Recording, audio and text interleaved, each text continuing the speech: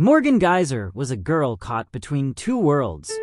The world she inhabited in the small suburban home she shared with her father, and the fractured world that existed only in her mind. From the outside, she appeared to be an ordinary preteen girl. But as we would later learn, there was far more to Morgan than met the eye. Morgan had always been quiet, introspective, and somewhat distant. She had big, wide eyes that seemed to search for something, as if she were constantly on the lookout for a sign, a clue, an answer. Her face, still soft with the remnants of childhood, carried the innocence of youth, but that innocence had begun to fade long before the stabbing incident. Beneath her brown hair, which she often kept tied back in a loose ponytail, was a mind filled with confusion and fear. Morgan's upbringing had been far from ideal. Raised by her father, who had a strained relationship with her mother, Morgan had always felt as though she was invisible. While other children thrived in the warmth of a loving family, Morgan's home life was marked by emotional neglect and a sense of being lost. But the worst of it all would be the horrors she would face in the place that should have been her refuge, the home of her father. What Morgan didn't know for a long time was that the man she trusted, the man she turned to for comfort, had become her worst nightmare. Her father had been sexually abusing her for years. The betrayal wasn't just physical, but emotional, an erosion of trust that broke her spirit long before she could even understand what was happening to her. For years, Morgan's mind would block out the pain, the fear, and the shame, and in its place, a darker fantasy world began to take shape. It was in these moments of isolation that Morgan first found an escape.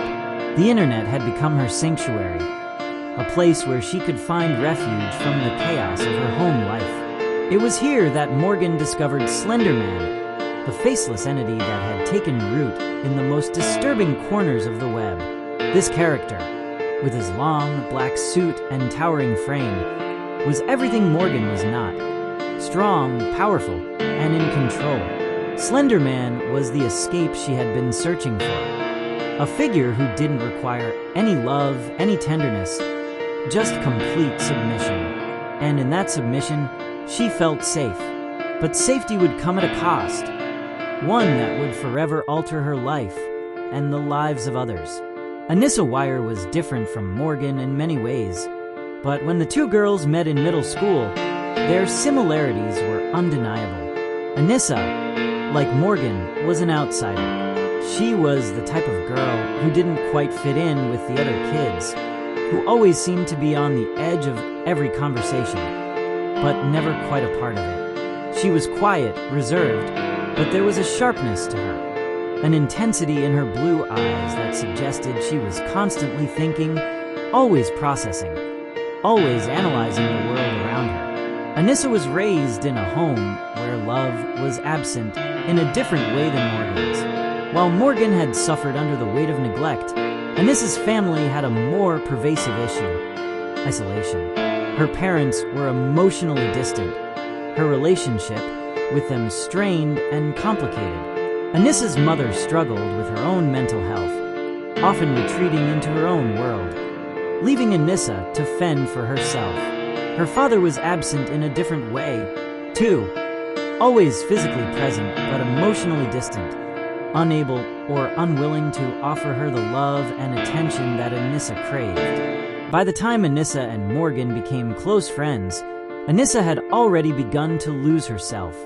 She had been diagnosed with a learning disability, which often left her feeling misunderstood and disconnected from her peers. But when she met Morgan, it was like a light had finally been turned on in the darkness. Morgan was the one person who didn't look at her with judgment. Morgan didn't care that she had trouble keeping up with the other kids, or that she was socially awkward. For the first time in her life, Anissa felt seen, and she clung to that feeling. Morgan and Anissa's friendship quickly grew stronger, and soon they were inseparable. Together, they explored the internet, delving deeper into the world of Slender Man. It was there, in that dark, unregulated space, that Anissa began to believe in the myth of Slender Man just as much as Morgan did. The stories, the terrifying images, the eerie myths, it all made sense to her in a way that nothing else had. Slender Man became the figure that gave her a sense of purpose, a sense of power. But it wasn't just Morgan she was trying to protect.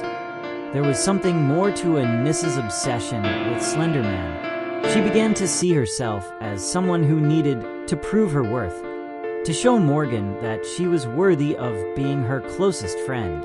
And then, in the haze of their delusions, the idea formed. The idea that would spiral into a horrifying act of violence. Payton Leutner was just a regular girl, a cheerleader, a student with bright eyes and a hopeful outlook on life. She lived in a stable home with loving parents who doted on her, who made sure she never went without. Payton had everything most girls her age could want: friends, family, and a future filled with possibilities. She was the type of girl who smiled at everyone, the one who wore her heart on her sleeve, and who didn't know what it felt like to be invisible. She was popular in school, always surrounded by friends, and was known for being kind-hearted and always willing to help others. But her life, her peaceful existence, would be shattered by the very people she trusted the most. Payton had been friends with Morgan and Anissa since childhood, and although she knew they were different, she never thought for a second that they could ever hurt her. Morgan had always been quiet and a bit odd, but she was her friend, someone Payton had spent countless afternoons with, laughing, talking, and sharing secrets. Anissa, too, was a part of their group, though Payton always sensed there was something a bit off about her. She was quieter than most, a bit of a loner, but she never thought much of it. What Payton didn't know, what none of them could see, was that both Morgan and Anissa were becoming consumed by a myth that had taken hold of their minds and twisted their reality. Payton was simply in the wrong place at the wrong time. When Morgan and Anissa decided that they had to prove their loyalty to Slender Man, Payton was the one who became their target. On that fateful day, Payton, blissfully unaware of the danger she was walking into, went along with her friends. It wasn't unusual for them to spend time together in the woods, exploring and laughing as young girls often do. But this day would be different. This day would change everything. The sudden and brutal attack left Payton gasping for breath, her body bleeding and broken as she fought for her life. But it wasn't just the physical pain that would haunt her. It was the betrayal. The realization that two people she had trusted, people she thought she knew, had tried to end her life, for no other reason than a twisted belief in a fictional monster. As Payton recovered from the horrific attack, the world began to turn its attention to the aftermath. Morgan and Anissa were arrested, and their trial would soon become a media frenzy. The courtroom was filled with cameras, reporters, and spectators, all eager to hear the story behind the crime that had stunned the nation.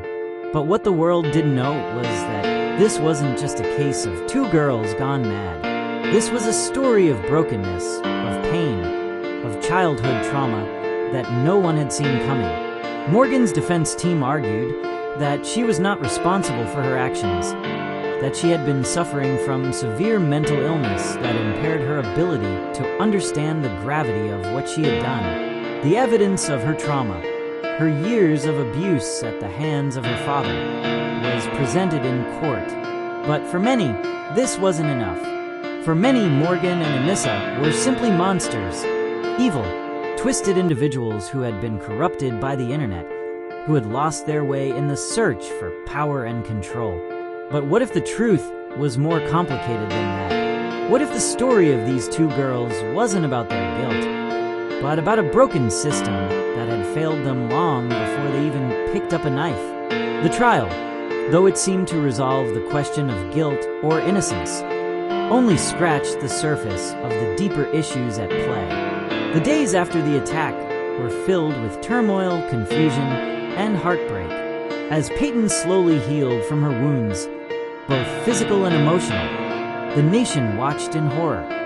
captivated by the chilling details of what had occurred. What began as a tragic local crime soon became a media spectacle, a sensation that captured the attention of millions.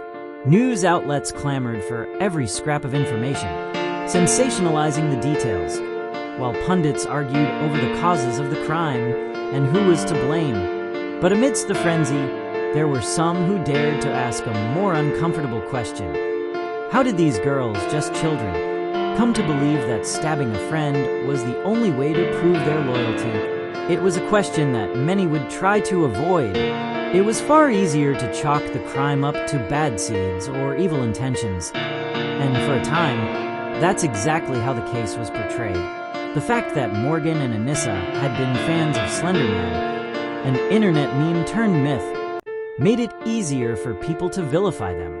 People in the media used terms like sociopathic and mentally disturbed, reducing the crime to a simplistic narrative. Yet the deeper story, the one of broken childhoods, fragile psyches, and the dangers of the digital age, remained largely untold. Morgan Geyser was placed in a psychiatric facility shortly after the attack, where doctors quickly began their assessments. Diagnosed with schizophrenia and severe mental illness, Morgan's doctors and counselors tried to piece together the fragments of her psyche. Morgan had long suffered from auditory and visual hallucinations, including hearing voices and seeing shadows, things that others couldn't. In the hospital, she became increasingly withdrawn and distant, lost in her fantasies about Slender Man. Morgan, it seemed, was trapped in a delusion of her own making, a delusion that grew stronger and more dangerous with time. The doctors explained that Morgan's condition, which had likely been developing over years, had been exacerbated by her traumatic upbringing. The abuse she had endured at the hands of her father had twisted her perception of reality and created an emotional landscape in which the line between fantasy and reality blurred. Slender Man wasn't just a figure on the internet to her. He was real as the terror and pain she had experienced in her own life. Anissa Weier, on the other hand, was not as easily diagnosed. While she was not completely free from the burden of mental illness, her condition was less severe than Morgan's. Anissa's defense team argued that she had been influenced by Morgan's delusions, that she had been following Morgan's lead and had acted out of fear of losing her best friend. But some experts believed Anissa had her own set of problems that made her vulnerable to the darker corners of the internet, where the line between fantasy and reality became increasingly blurred. Anissa's life had always been one of solitude. She didn't have many friends, and those she did have were fleeting. Her home life was fractured, her parents disconnected and often absent. Her relationship with her mother was strained, and she had learned to retreat into herself when things became too overwhelming. The introduction to Slender Man and the shared obsession with Morgan filled a hole in her life that she had not been able to fill with anything else. Anissa's defense argued that she didn't truly understand the severity of what she had done, that she had been caught up in the fantasy and had not realized that stabbing Payton was a life-altering act. The media covered every detail of the trial. As the courtroom drama unfolded, public opinion about the two girls seemed to split along lines of empathy and blame. Some sympathized with them, believing they were the victims of their environment and mental illnesses. Others decried their actions as the product of a generation growing up with unsupervised access to the internet, where delusions could fester and take root in dangerous ways. But for Payton, the impact of the crime was more personal. She had been stabbed by her friends, two people who she believed she knew, who she trusted. And now she had to rebuild not just her physical self, but her very sense of trust in the world around her. The recovery process for Payton Leutner was long and grueling. Her body had been punctured by multiple stab wounds, some of them dangerously close to vital organs. Yet it wasn't just the physical healing that she struggled with. it was the emotional and psychological scars that would last a lifetime. Payton was a survivor, but the trauma she endured was unimaginable. Each time she closed her eyes, she could still see the faces of Morgan and Anissa, their eyes wild with a strange fervor. How could they have done this to her? Why her? She had been nothing but a loyal friend, someone who would have done anything to protect them. The betrayal was beyond comprehension, and as the days and weeks went by, Payton began to isolate herself from others. She struggled with depression, anxiety, and PTSD, waking up in the middle of the night, drenched in sweat, haunted by the sound of Morgan's voice calling her name as she stabbed her. Yet, even in the darkness, Payton found a way to fight back. She enrolled in therapy and leaned on her family for support, though the weight of what had happened often made it difficult to connect. Her parents, too, had been shattered by what had occurred. They had watched their daughter grow up with joy and promise, only to have her life turned upside down by an act of senseless violence. But through it all, Payton's resilience began to shine through. Slowly, she began to regain her strength. She returned to school, though the road ahead would not be easy. The trauma of being stabbed was one thing, but the trauma of public scrutiny, of being forever linked to a crime that had shocked the world, was something else entirely. Payton's life would never be the same, and she knew it. In the face of this unimaginable tragedy, Payton began to speak out, advocating for herself and for others who had experienced similar trauma. She started to use her story to raise awareness about mental health and the importance of reaching out for help before it was too late. As Morgan and Anissa's trial proceeded, the nation continued to debate the causes and consequences of the crime. The question on everyone's mind was how something like this could have happened. How two seemingly normal girls could have become so lost in a fantasy world that they were willing to kill. For some, the answer was clear. This was the result of a broken society. The internet had given rise to a new generation of individuals who lived in echo chambers of their own making, where misinformation and twisted fantasies could take root and flourish. In the case of Morgan and Anissa, the myth of Slender Man was a symbol of a deeper cultural rot, one that had been ignored until it was too late. For others, the blame fell squarely on the shoulders of the girls themselves. They were old enough to understand the consequences of their actions. They knew right from wrong, and yet they had chosen violence. The question was, how much responsibility should they bear for their actions? Were they simply mentally ill, or were they cold, calculating criminals? In the end, the court would reach its decision. Morgan Geyser would be sentenced to 40 years in a mental institution, while Anissa Weier would be sentenced to 25 years. Both would spend their youth in psychiatric care, working through their issues in an effort to understand what had led them to commit such a horrifying crime. But even as the legal system delivered its verdict, one thing was clear. This story was far from over. The ripple effects of the crime would continue to spread, touching the lives of everyone involved. Morgan, Anissa, and Payton were forever changed by the events that had transpired. And while the world had moved on, the questions lingered. Questions about the power of the internet, the fragility of the human mind, and the horrors that could be hidden behind a smile. The tragic story of Payton Leutner and her two friends, Morgan Geyser and Anissa Weier, would not only captivate the public, but also lead to an in-depth exploration of mental illness, trauma, and the complex nature of friendship.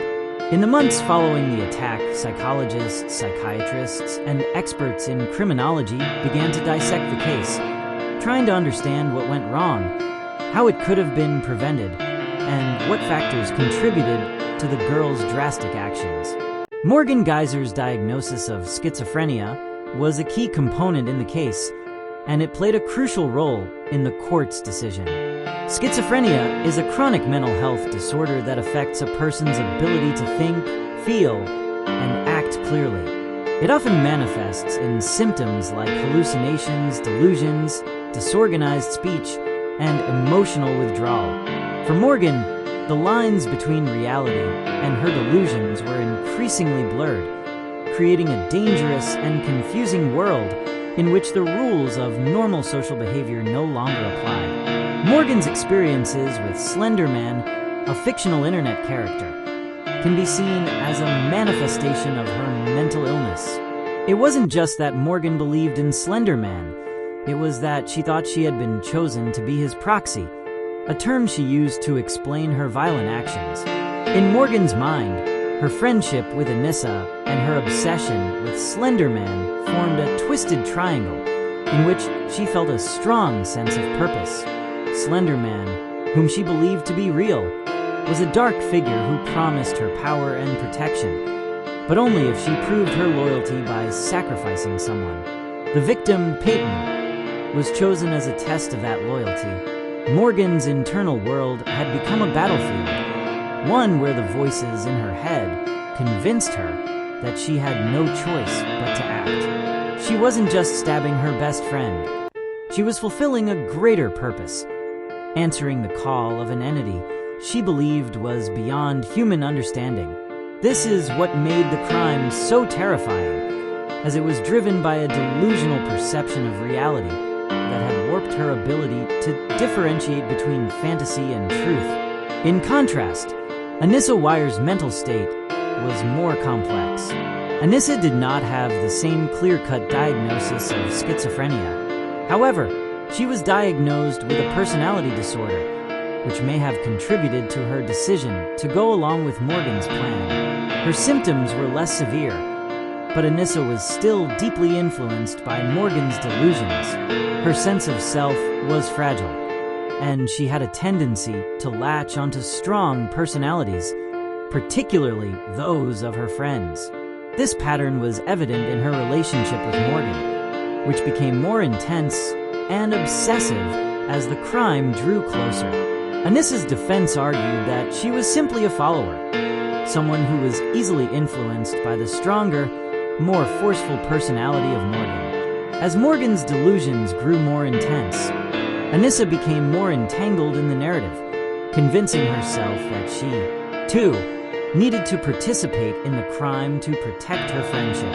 The lines between right and wrong became blurred for her as well.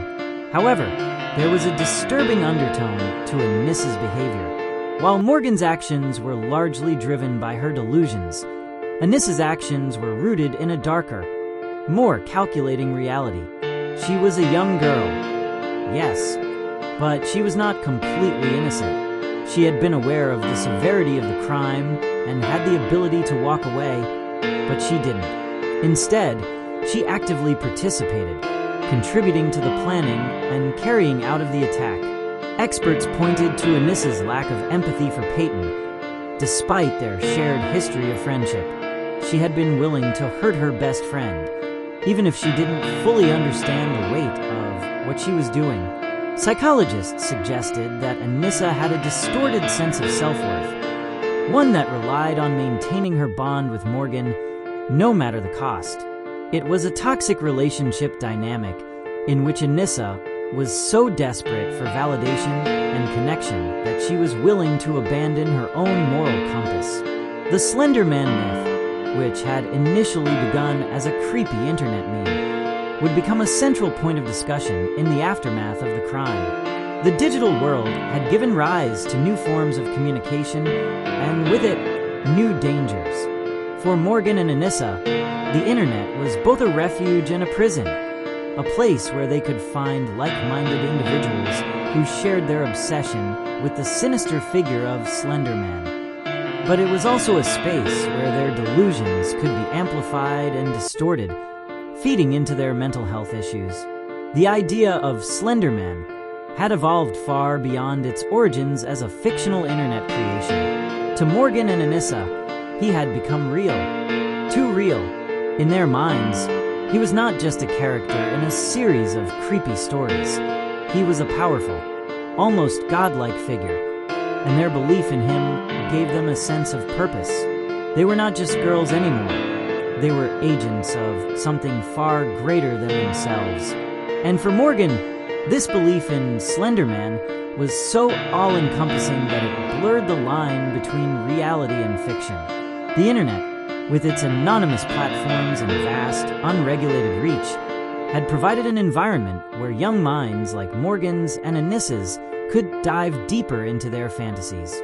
Forums, fan fiction sites, and social media had all played a role in their obsession, offering up both validation and escalation. The digital world had allowed the girls to find comfort in each other's shared delusions, creating a toxic environment that normalized their increasingly dangerous behavior. Experts in internet culture began to examine how such online communities could be toxic, how a single meme could spiral out of control and inspire violent acts. The case led to widespread discussions about the dangers of internet culture, particularly for vulnerable teenagers. Experts warned that while the internet could be a source of information and connection, it also had the potential to expose young minds to harmful content that could warp their perception of reality. Social media, online forums, and internet subcultures like creepypasta, a genre of horror stories shared online, had allowed disturbing fantasies to thrive. It was an environment ripe for delusion, particularly for those already struggling with mental illness. The Slender Man case wasn't an isolated incident. It served as a disturbing reminder of how digital culture could take root in young minds, especially when combined with factors like social isolation, mental illness, and trauma. The case triggered conversations about internet regulation and the responsibility of online platforms in curbing harmful content. One of the most haunting aspects of this case was the deep bond between Morgan and Anissa. Friendship, at its core, is supposed to be a source of support, trust, and loyalty. But for Morgan and Anissa, their friendship had become a perverse distortion of those ideals. In the pursuit of belonging and identity, they had twisted their relationship into something toxic, something that would ultimately destroy their sense of morality. The idea of betrayal, in this context, becomes even more chilling. Morgan betrayed Payton, someone she had known since childhood, someone who had been her friend. But Anissa's betrayal was even more complicated. She betrayed not only Payton, but also the very essence of friendship itself. How could someone do this to a friend? How could a friend turn against another in such a violent and calculating way? In the aftermath, Payton would have to come to terms with the fact that the people she had trusted the most, the people she had called her best friends, had tried to kill her. It would take years of therapy and self-reflection for Payton to untangle the layers of hurt and confusion. But the emotional scars would never fully heal. The betrayal would remain with her, as would the haunting question, why me? As the case against Morgan Geyser and Anissa Weier unfolded, it became clear that this was not just a story of a violent crime. It was a cultural and psychological phenomenon that would force people to reconsider the influence of the internet on young minds. The trial would not only determine the fate of the two girls, but would also spark a national conversation about mental illness, the role of online communities, and the dangers of unchecked fantasy. The media frenzy surrounding the trial was unlike any other. Cameras flashed and reporters clamored for a glimpse of the two girls, who were at the center of a story that seemed too unbelievable to be true. Both Morgan and Anissa would stand trial separately, but the focus remained on them both. Were they responsible for their actions, or were they simply victims of their delusions? Morgan's trial was emotionally intense, with experts testifying about her schizophrenia and how her delusions had shaped her perception of reality. Her defense argued that she was not guilty by reason of insanity, as her actions were not driven by malice, but by the voices in her head. For Morgan, the battle was about her mind, whether or not she understood what she had done, and whether she could be held accountable for a crime committed in the grips of a powerful delusion. The prosecution, however, argued that Morgan knew exactly what she was doing when she attacked Payton, that even in the grip of her illness, she still understood that her actions were wrong. Anissa's trial was equally complex. She did not have the same clear-cut diagnosis of schizophrenia as Morgan, but her defense argued that she had been heavily influenced by Morgan's delusions. Anissa's participation in the crime was framed as a result of her fragile mental state and her desperate desire for acceptance. The jury would have to decide whether Anissa was truly a follower who had lost her sense of agency, or whether she had knowingly participated in a brutal crime. As the days of the trial passed, the public grew more divided. Some believed that both girls should be held accountable for their actions, while others sympathized with them, recognizing that their mental health issues played a significant role in the crime. The court of public opinion was split, with many questioning whether the justice system could properly handle cases like this, where mental illness and violent behavior intersected in such a tragic way. The verdicts would come down in separate trials, but the question of justice remained a collective one. The judge in Morgan's case ruled that she would be placed in a psychiatric institution where she would receive treatment for her schizophrenia. However, the decision was not without controversy. Many felt that Morgan deserved more than just treatment. She deserved punishment. Yet, others argued that she had already been punished in ways unimaginable. The trauma she had inflicted on herself, as much as on Payton, could never truly be measured. Morgan would be placed under psychiatric care until she reached the age of 37, where the possibility of release would be evaluated based on her progress. Anissa's case took a different path. The judge ruled that Anissa would be sentenced to 25 years to life in a psychiatric institution, with the possibility of parole after 3 years. Her sentence reflected the belief that Anissa, while not as severely mentally ill as Morgan, still required long-term care. Her actions were seen as a product of both her fragile psychological state and her intense loyalty to Morgan, but the court was not prepared to let her go free anytime soon. The decision was met with mixed reactions. Some felt it was too lenient, others too harsh, but it was clear that Anissa, like Morgan, would face the consequences of her actions in a way that few could understand. In the end, Payton's life had been irrevocably changed, but her survival was a testament to her strength. Though she would carry the scars, physical, emotional, and psychological, of that terrible day, Payton's journey toward healing had begun. The road ahead would not be easy, and the wounds would take time to heal, but she was alive. That was something that not everyone in her position could say. The attack on Payton Leutner would leave a lasting legacy on the individuals involved and the broader community. Payton's recovery, while ongoing, was a powerful symbol of resilience.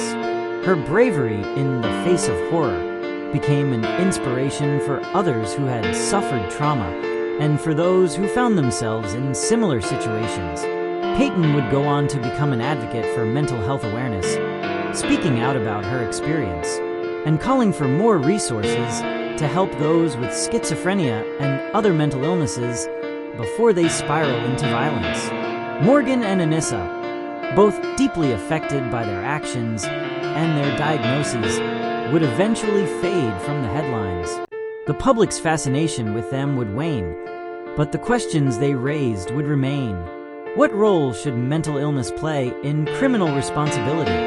Should the internet, with its vast and unregulated reach, be held accountable for the harm it causes? What can we do as a society to better address the mental health crises that are so often ignored until it's too late? The story of Payton Leutner, Morgan Geyser, and Anissa Weier serves as both a tragedy and a cautionary tale. It forces us to confront uncomfortable truths about mental illness, the influence of internet culture, and the complexity of human relationships. It reminds us that behind every act of violence, there is often a tangled web of circumstances that we may never fully understand. It challenges us to ask ourselves, what can we do to prevent such tragedies from happening again? As a society, we must take action. We must prioritize mental health care, invest in resources for the young and vulnerable, and engage in open conversations about the dangers of unchecked online communities. We must teach empathy, encourage emotional intelligence, and provide support to those who need it most. But perhaps most importantly, we must remember that the victims of such tragedies, like Payton Leutner, are not defined by what happened to them. They are defined by their resilience, their strength, and their ability to rise above the darkness. Now, as you reflect on this story, take a moment to think about the impact you can have on the world around you. Whether it's reaching out to a friend in need, advocating for better mental health care, or simply being aware of the dangerous influences that exist in the digital world, we all have a role to play in making the world a safer, more compassionate place. This story is a reminder that we all have a part to play in shaping the future. Share this story to raise awareness about the dangers of internet culture, the importance of mental health, and the need for greater empathy in our communities. Let's continue this conversation, not just as viewers or readers, but as active participants in building a world where no one feels so lost, so alone, or so desperate that they would resort to violence. Together, we can make a difference. With that, the story comes to an end, but the conversation doesn't have to. Let us know your thoughts, share your story, and engage in this critical dialogue. Your voice matters, and together we can make a change.